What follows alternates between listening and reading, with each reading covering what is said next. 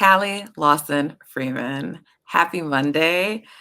Girl, everyone was so excited about this matchup between the Indiana Fever Mhm. and the Phoenix Mercury. And that was because it was being, billed as this Diana Taurasi versus Caitlin Clark matchup. So it was this whole big deal and it was being hyped up, and largely because of really comments that I feel that Diana made that were not that controversial in response to a question where she was asked about, how Caitlin Clark and others like Camila Cardozo will transition to the league.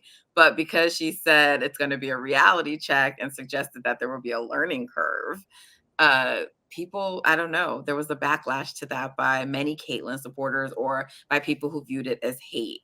So, the WNBA smartly and the Phoenix Mercury used that to sort of hype up this matchup. So I'm sure for many Caitlin Clark fans, there is a feeling that with the Indiana Fever winning that game, that she got the better of Diana Taurasi. And Caitlin did have a good game. We'll get into that.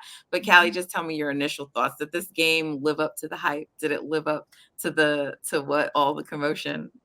I think absolutely. I mean, Diana Taurasi, reality is coming comments aside, I think that was like great form for the Fever. I mean, just last week we were talking about whether the Sky or the Fever had a longer way to go in terms of improvements they needed to make. And then here we see the Fever really executed in a tight late game situation, and they beat their first team over 500. So things are really looking up for them. I do think there was a lot made about, like you said, that matchup.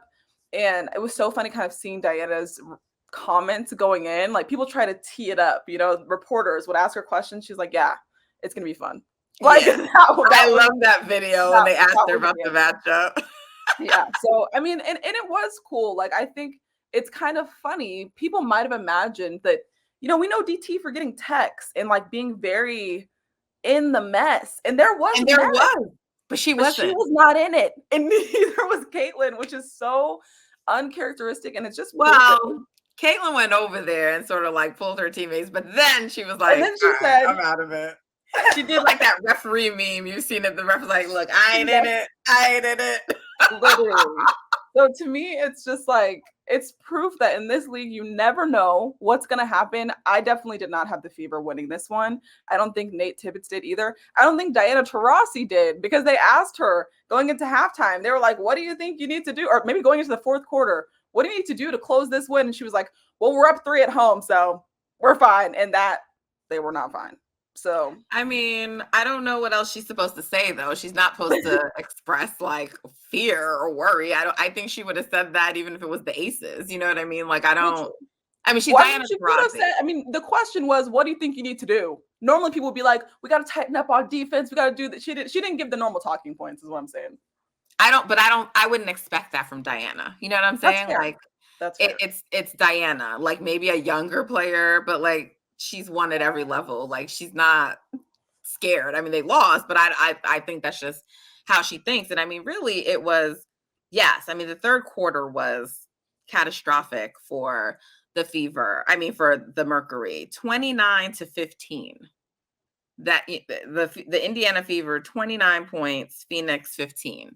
So Yeah. their offense just I don't know. It just went away in that third quarter, and so many players on the Fever had big games. Like this was not like Caitlin Clark nearly had a triple double, but Right. so many players had big games. Aaliyah 5 of their Boston. players, Yeah. right, were like in double figures. You had Aaliyah Boston with 17 points, and I believe she chipped in also 8 rebounds. Kelsey Mitchell was so clutch for them to close that Pivotal. game. Yes. 16 points. As we mentioned, Clark had her 15 points. She almost had a triple double. She needed one more board, but she had 9 boards. Alyssa, oh my gosh, Nalissa Smith, 12 points. Look at this. Look at the scoring here. So, I mean, it was an all around good team win. Notable that they beat their first team for the first time over 500. I thought this was a winnable game for the Fever heading into this. So I didn't think they would necessarily win, but I don't think the Mercury are as good as people are trying to make them seem. And I keep wanting to make the Mercury, like, I want to view them in a higher light. I thought getting back Brittany Griner meant they were turning a corner, but then they've had some like sketchy wins and couldn't win some games. So I think they're good, but they're not great. I wouldn't put them in the upper tier with like the contender teams or like the upper, the better teams of the league. So they're a flawed team and they're not always on, like Kalia Copper has some MVP like performances, and then sometimes she's quiet. Like, it's not consistent. And Diana Taurasi is still very good at her age, but like she's not old DT. So it's like on a night where, Ka is on and Brittany Griner is on and, Diana's on, like, yeah, they're a very, very formidable team, but you don't get that consistently from all three of them, and some of this is just new pieces, right? There seemed to be some late game execution on that last play when the ball got turned over, like What Natasha happened Cloud there? and Brittany Griner were Yeah. not on the same page. So, you give the Indiana Fever, first of all, I think you need to give Christy size, not you, but people need to give her, some, Give her tens for yeah. once, Yeah. I mean, there's been a lot of questions about Christy Sides, and there were definitely some questions after she suggested like Caitlin needs to shoot the ball more. Caitlin's shot still isn't falling. I mean, she's not shooting the ball well.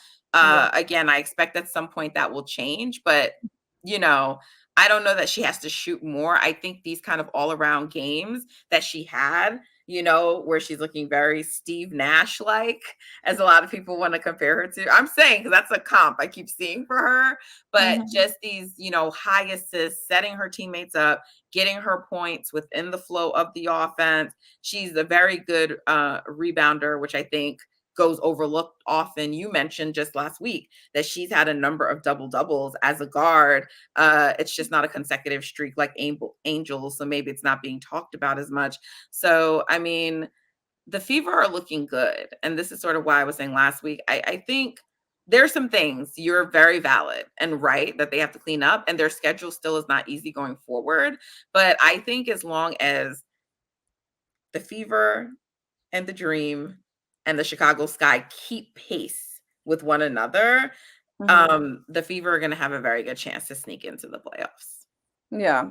I mean, there's one thing that you noted about her shot not falling, and I kind of wonder, is that like potentially a fatigue thing? Obviously, we've seen during like her college years, like sometimes her shot just won't be there, and the next thing you know, it Right. comes back. But like something that just crossed my mind is like they're 8-12 because they played 20 games, which is more than a lot of teams. Their schedule was so front loaded. So they're officially at the halfway mark of the 40-game season. And it seems like a lot of other teams are just kind of catching up in terms of games Right. played. So, but I think it's to your point, like the way that they win is not putting so much, not pressure to take shots, but like the bulk of the offensive load should not be on Caitlin. Like, yes, she has she just got the franchise record for a rookie for assists in a season already with the Fever, which is like, I think that's the way that you win. Like, facilitate the offense, put your other teammates in positions to score. That's how they just won this game against the Mercury, because like you said, it was an all-around performance. And so I think that that's going to probably be the key. Like, it can't be all on Caitlin Clark. People can't be expecting that to be, the answer always, because I don't think that she's going to be able to maintain that, like, physically. Nobody could. Like, it's got to be a shared load within the team. For sure. Well, things are looking up for the Indiana Fever.